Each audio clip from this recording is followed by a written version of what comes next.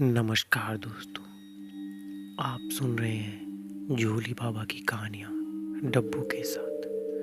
और आज की कहानी गौरव और उसके दोस्तों की है। लेकिन सच कहूँ तो ये कहानी सिर्फ गौरव के दोस्तों की नहीं, बल्कि ये कहानी है एक गलती की और उस गलती के बाद मिले इंतजार की। गौरव 18 साल का एक बहुत ही शांत स्वभाव का लड़का है। अभी अभी उसने अपने 12 के बोर्ड एग्ज़ाम्स ख़त्म किए थे और जैसे ही उसके बोर्ड एग्ज़ाम्स ख़त्म हुए, गौरव और उसके कई दोस्तों ने मिलकर यह डिसाइड किया कि वे लोग वैकेशन में पूरी घूमने चलेंगे। उन्होंने इस ट्रिप के लिए टिकट्स भी बुक कर ली, डेट भी फिक्स हो गया। वे लोग ट्रेन से पुरी पहुंच गए। वहाँ उन्होंने 2 दिन बिताया। सभी ने खूब मस्ती किया, खूब एंजॉय किया और उस रात 12 बजे उनकी पुरी से घर वापस आने की ट्रेन थी। उन्होंने रात के 12 बजे वो ट्रेन भी पकड़ ली। सब कुछ एकदम परफेक्ट और अच्छा चल रहा था।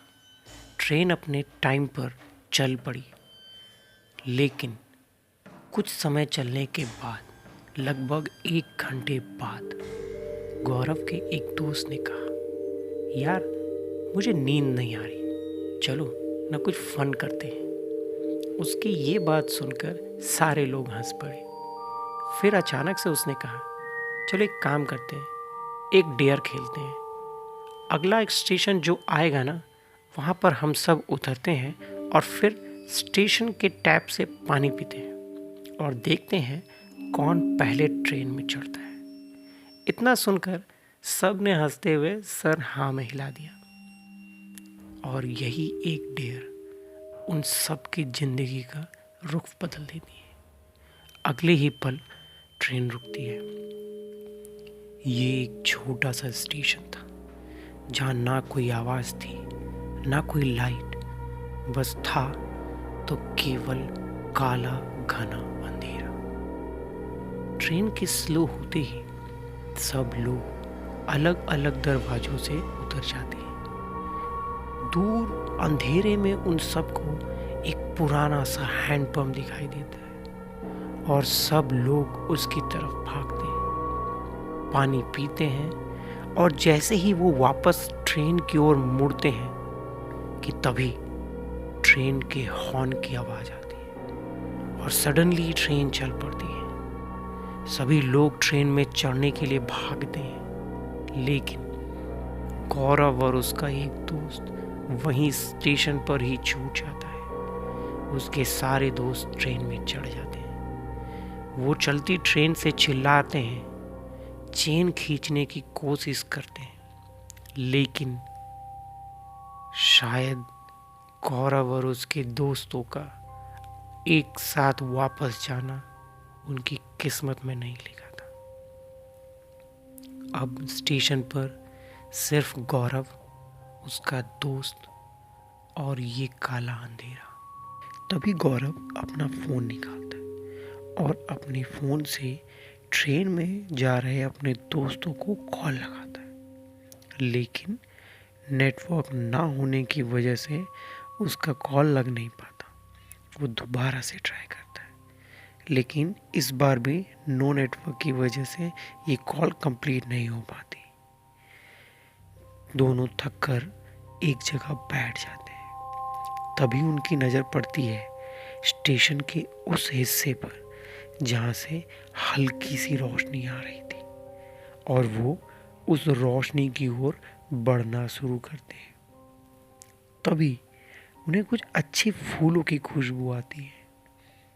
इस पर गौरव का दोस्त कहता है, गौरव क्या तुम्हें भी ये खुशबू आ रही है? कितनी अच्छी खुशबू है ना ये। गौरव थोड़ा घबरा जाता है और वो बोलता है, खुशबू ये मुझे थोड़ी नॉर्मल नहीं लग रही यार। खैर, अब वो दोनों उस खुशबू के पीछे पीछे चल देते हैं। अभी उन्होंने कुछ ही कदम बढ़ाए होंगे कि अचानक एकदम से काला घना अंधेरा छा जाता है और कुछ ही समय बाद वो दोनों खुद को स्टेशन के बाहर एक कब्रिस्तान के बीचों बीच में खड़ा पाते हैं और उस कब्रिस्तान के बीच एक ताजी खबर थी और ये खुशबू उसी कब्र से आ रही थी। इस पर गौरव डरते हुए अपने दोस्त से कहता है, चल भाई चल, यहाँ से भाग चलते हैं। और जैसे ही वो पलटते हैं अचानक से हवा काफी तेज हो जाती है, ऐसे जैसे किसी ने उनके पैर पकड़ लिए हो। अब वो दोनों भागना शुरू कर देते हैं और भागते भागते वो बार बार उसी जगह आकर खड़े हो जाते हैं जहां से उन्होंने भागना शुरू किया था।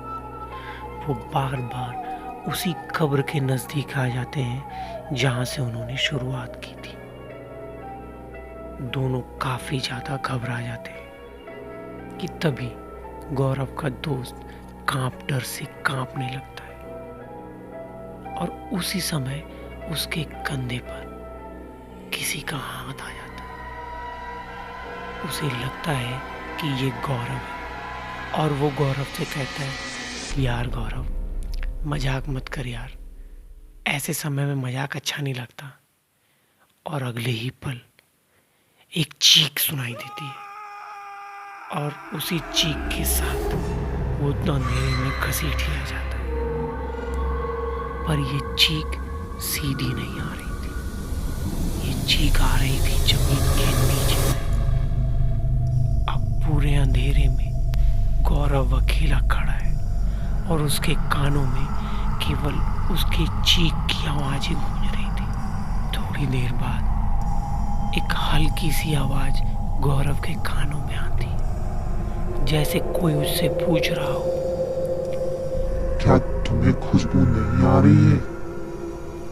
और गौरव डर से कांपने लगता है। उसे समझ नहीं आ रहा होता है कि वो क्या करे और तभी कांपते हुए वो हनुमान चालीसा पढ़ने लगता है और हनुमान चालीसा पढ़ते पढ़ते अब वो भागना शुरू कर देता है। पर अब आवाज़ और तेज हो जाती है और काफ़ी तेजी से उससे जैसे कोई पूछ रहा हो कड़े शब्दों में, गलत शब्द बोल रहा है तू। ये सुनकर गौरव बहुत ज़्यादा घबरा जाता है और वो और तेज़ी से भागना शुरू करता है और भागते भागते उसका पैर फिसलता है और वो गिर पड़ता है। उसका सर तेज़ी से ज़मीन से टकरा जाता है। सर टकराने की वजह से उसके चारों ओर अंधेरा सा छा जाता है। कुछ समय के लिए सारी चीज़ें शांत हो जाती हैं। जब गौरव की आंखें खुलती हैं तो वो देखता है कि वो उसी स्टेशन के बाहर गिरा पड़ा हुआ है। रात बीत चुकी है, सुबह हो गई है और वहाँ एक बूढ़ा नाइट गार्ड खड़ा हुआ है जो गौरव को उठाने का प्रयास कर रहा है। और वो गौरव से पूछता है, तुम यहाँ कैसे आए? गौरव रोते हुए उसे अपनी सारी बातें बताता है। गौरव की बातें सुनकर उस गार्ड का चेहरा एकदम पीला पड़ जाता है और गार्ड उससे काफी धीमी आवाज में कहता है कि बेटा, इस स्टेशन पर पिछले 10 सालों से रात के वक्त कोई ट्रेन नहीं रुकी।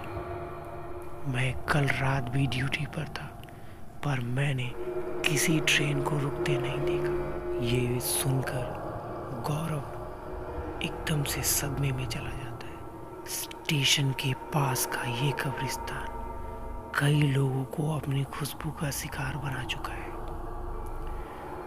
अगर आप भी कभी रात के वक्त ऐसे किसी जगह पर अकेले जा रहे हो और आपको भी किसी इसी तरह की खुशबू सूंघने को मिले तो जरा समझ जाए, क्योंकि ये फूलों की खुशबू नहीं बल्कि कोई छलावा हो सकता है।